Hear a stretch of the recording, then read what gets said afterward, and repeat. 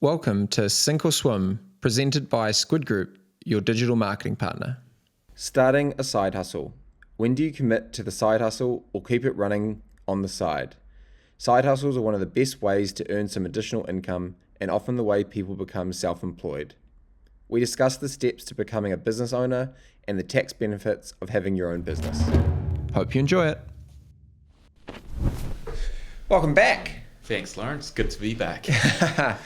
Cool. So side hustles and starting your own business. Yeah, so starting your own business or buying a business can be quite a costly exercise, and it can be quite high risk. So the side hustle has become very popular. I've got quite a few clients that started off at a successful side hustle while they were in full-time employment, and as the side hustle grew, then they reduced their hours at work to maybe a part-time, and then a couple of years later the side hustle has grown so much that it's actually now a bona fide business. So now they've exited employment, but they've got a good bona fide business.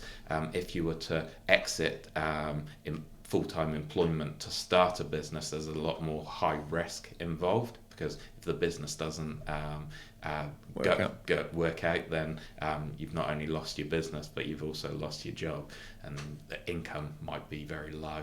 So a side hustle can be a great way to transition from full-time employment to become a business owner. Yeah.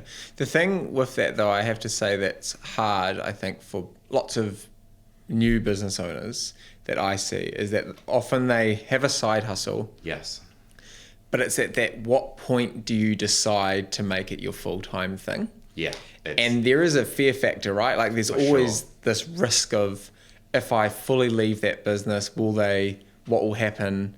Will I be able to support my family or myself or whatever that is? But I think there definitely comes a point with any business that if you have one foot in and one foot out, yeah, it's never going to work long term. Because you've got to just dive in and actually commit to the business. Sure. Otherwise, you don't get all those other opportunities, and people don't know you for what you actually do as well. Yeah. Did you jump straight into your business at Squid Group?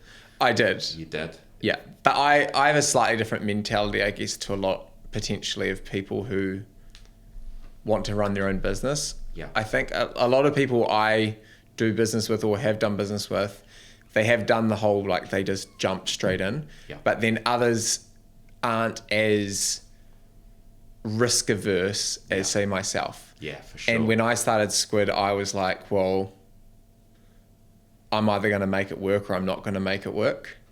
And that's the way my mind works. So I just went into I made sure my business was a success. Yeah. And I'd also kind of run businesses before, because I started my first business when I was 16. Oh yeah, what was and that? that was importing stuff from China. Nice. So I actually got some pretty interesting business from like people like Ray White and things like that, because I had no overheads. Yeah. And I pretty much just went in and was like, hey, do you guys want some flag stickers, Told them that their flags looked horrendous, which they did. And I could do it for half the cost of what the local people could do. Yeah.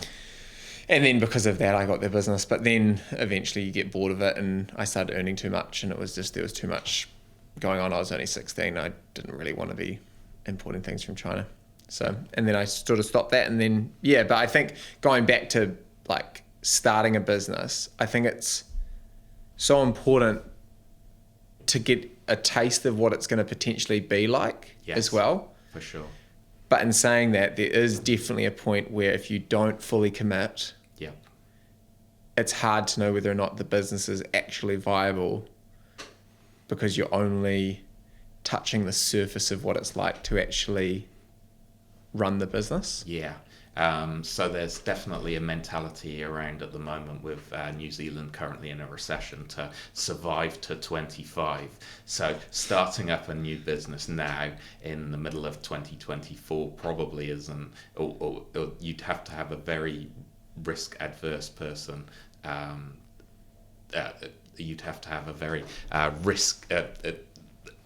not a risk adverse person Yeah. to take on the risk of starting up a new business now in the middle of a recession. Maybe the side hustle could be a viable option for that risk adverse person. Yeah. And then what would you say around the steps that you would recommend to starting a business? What are the things that you often see that people forget about that are really fundamental to building a successful business?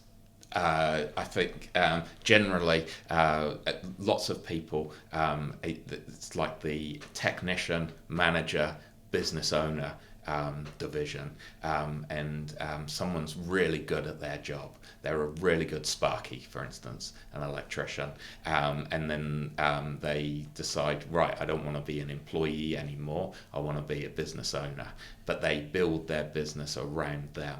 And they're the center of the business. You remove the electrician from the man from the electrician business, and the business goes haywire. One thing that if you're building businesses, almost making yourself the business owner, the least important person in the business. And how do you do that? With good procedures, good governance, good marketing plans, everything. So you're just purely the business owner. Then that business can grow and grow and grow.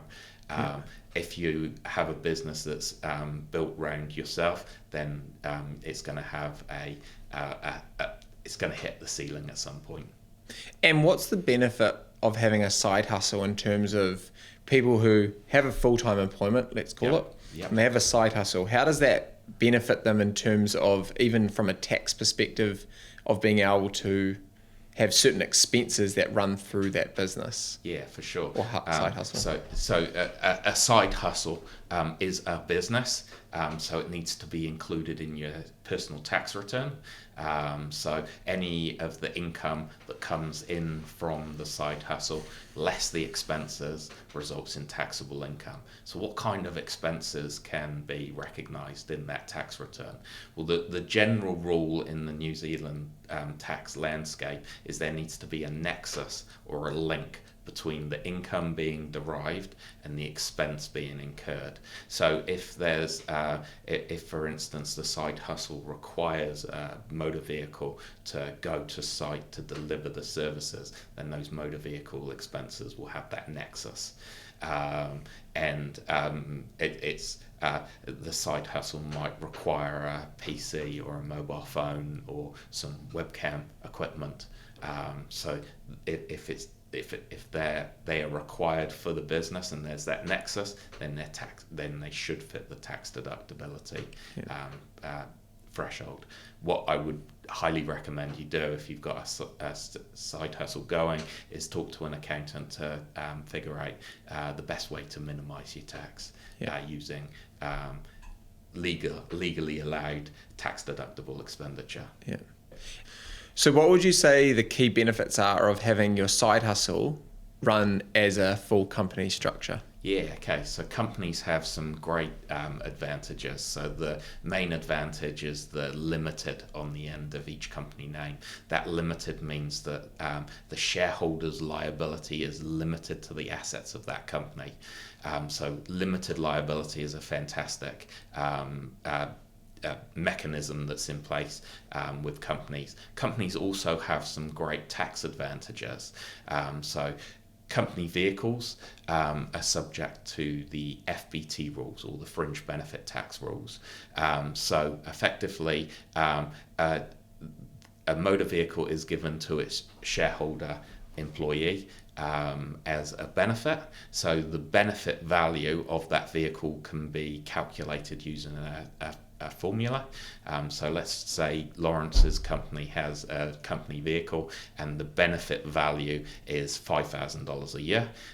If Lawrence was to give back the company $5,000 in a shareholder reimbursement, which is just a paper transaction through your shareholder current account in your accounts, it means that the fringe benefit or the benefit that's being provided to Lawrence is actually cancelled out, because the $5,000 benefit of the motor vehicle is cancelled out by Lawrence giving back the company $5,000. That $5,000 that Lawrence gives back to the company is liable for GST if you're GST registered, and it does result in taxable income. So it gets taxed at the lower marginal tax rate, but it's much more tax efficient than paying the fringe benefit tax rates. Yeah.